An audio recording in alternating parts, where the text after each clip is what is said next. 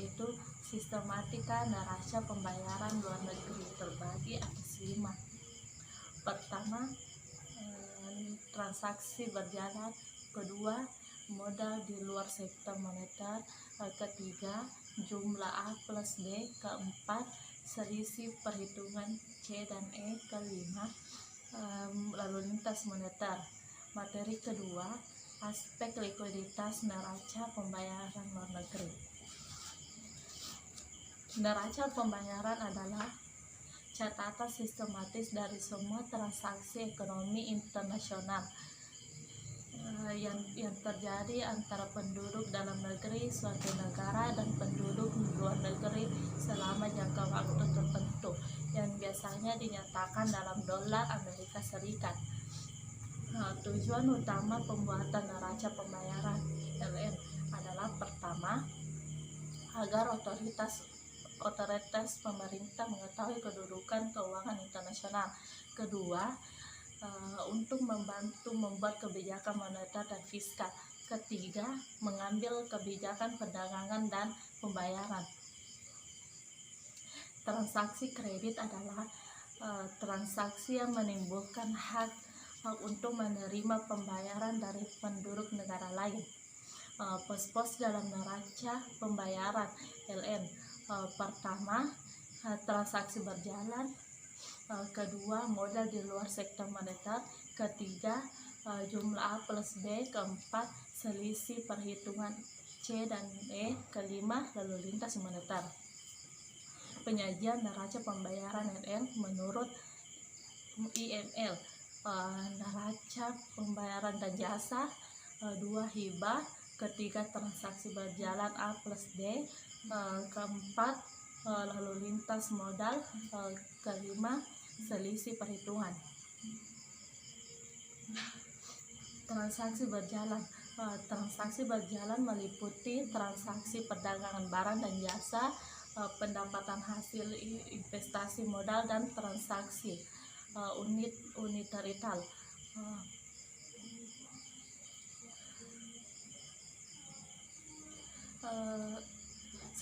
Sebelum krisis ekonomi 1997, transaksi berjalan cenderung mengalami defisit karena besarnya pembayaran uang pinjaman, ongkos dan dalam asuransi. Ketiga, besarnya jasa-jasa lain. Tahun-tahun sesudah krisis ekonomi 1997, transaksi berjalan selalu mengalami surplus karena impor barang menurun akibat melonjaknya kurs dolar Amerika Serikat. Kedua, ekspor barang cenderung terus meningkat akibat melonjaknya kurs dolar. Akibat merosotnya nilai tukar rupiah. Modal sektor moneter bisa juga disebut neraca modal karena menyangkut transaksi modal, lalu lintas modal yang terdiri dari lalu lintas modal pemerintah dan lalu lintas modal swasta. Lalu lintas modal pemerintah yaitu pertama, lalu lintas modal pemerintah mengalami saldo positif. Pertama, menerima pinjaman meningkat. Kedua, pelunasan pinjaman menurun akibat kurs ekonomi. Lalu lintas modal swasta menghasilkan saldo negatif. Materi selanjutnya yaitu aspek likuiditas neraca pembayaran luar negeri, terdiri dari yang pertama yaitu cadangan devisa. Cadangan devisa adalah valuta asing dalam bentuk simpanan di bank maupun valuta asing dalam bentuk uang tunai, tidak termasuk uang logam yang tercatat dalam Bank Indonesia. Ada 3 jenis devisa. Yang pertama yaitu devisa ready, yaitu devisa yang telah dikreditkan ke dalam bank dan siap untuk dipergunakan. Yang kedua yaitu devisa tunai, devisa yang berupa uang kertas asing yang mempunyai catatan resmi dari Bank Indonesia. Yang ketiga itu devisa ready, devisa yang belum dikreditkan ke dalam rekening bank dan masih dalam proses penagihannya atau masih menunggu jatuh tempo. Yang kedua yaitu hutang luar negeri. Penyebab meningkatnya hutang luar negeri Yang pertama yaitu defisit transaksi berjalan. 5 tahun sebelum krisis ekonomi tahun 1992-1993 sampai dengan 1996-1997, untuk menutup defisit itu pemerintah melakukan pinjaman luar negeri.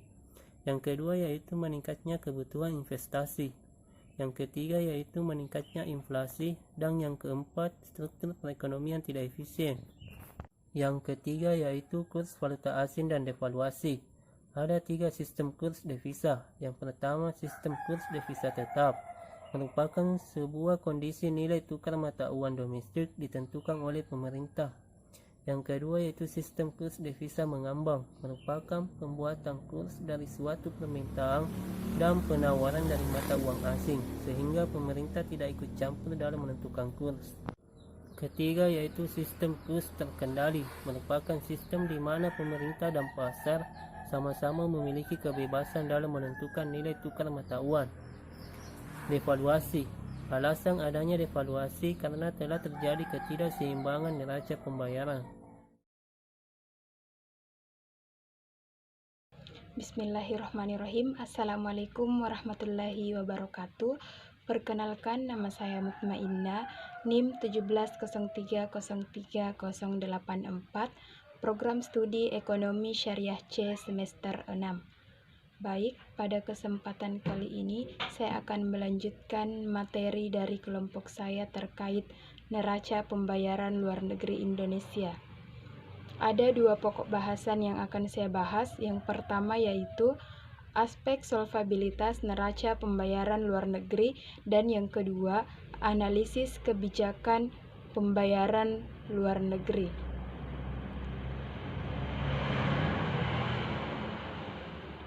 Baik, materi pertama yaitu perkembangan saldo transaksi berjalan. Perlu diketahui bahwa transaksi berjalan adalah perhitungan antara saldo ekspor-impor barang dengan saldo ekspor-impor jasa, atau bila digabung, maka transaksi berjalan adalah perhitungan antara ekspor barang dan jasa dengan impor barang dan jasa. Baik, kita perhatikan pada tabel berikut, yaitu mengenai perkembangan ekspor, impor, dan saldo transaksi berjalan pada 3 tahun terakhir, yaitu pada tahun 1973 sampai 1975. Baik, kita lihat pada tahun 1973 ekspor barang dan jasa 3.306, adapun impor barang dan jasa 3.836, sehingga kalkulasi saldo transaksi berjalan yaitu minus 476.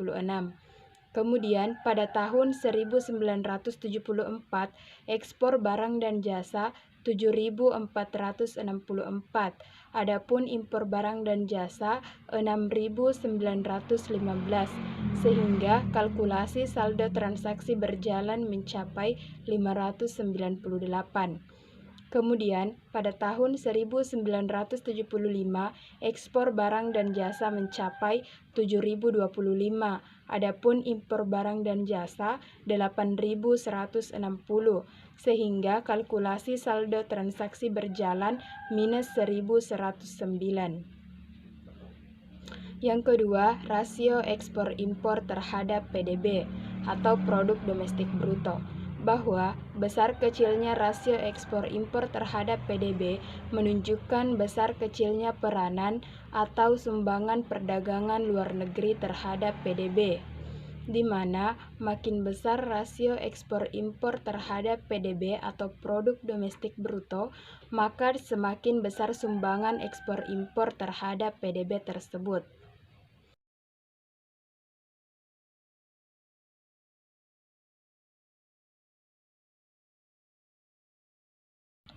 Selanjutnya, materi yang kedua yaitu analisis kebijakan neraca pembayaran luar negeri. Kebijakan ekonomi internasional dalam arti luas adalah tindakan atau kebijakan ekonomi pemerintah yang secara langsung maupun tidak langsung mempengaruhi komposisi, arah, serta bentuk daripada perdagangan dan pembayaran internasional. dalam arti sempit bahwa kebijakan ekonomi internasional adalah tindakan atau kebijakan ekonomi pemerintah yang secara langsung mempengaruhi perdagangan dan pembayaran internasional. Adapun instrumen kebijakan ekonomi internasional meliputi kebijakan perdagangan internasional, kebijakan pembayaran internasional, dan kebijakan bantuan luar negeri. Baik, itulah materi yang sempat kami sampaikan pada kesempatan kali ini dalam mata kuliah Perekonomian Indonesia, khususnya dalam materi neraca pembayaran luar negeri Indonesia. Lebih dan kurangnya mohon dimaafkan. Billahi fisabilil haq, fastabikul khairat. Wassalamualaikum warahmatullahi wabarakatuh.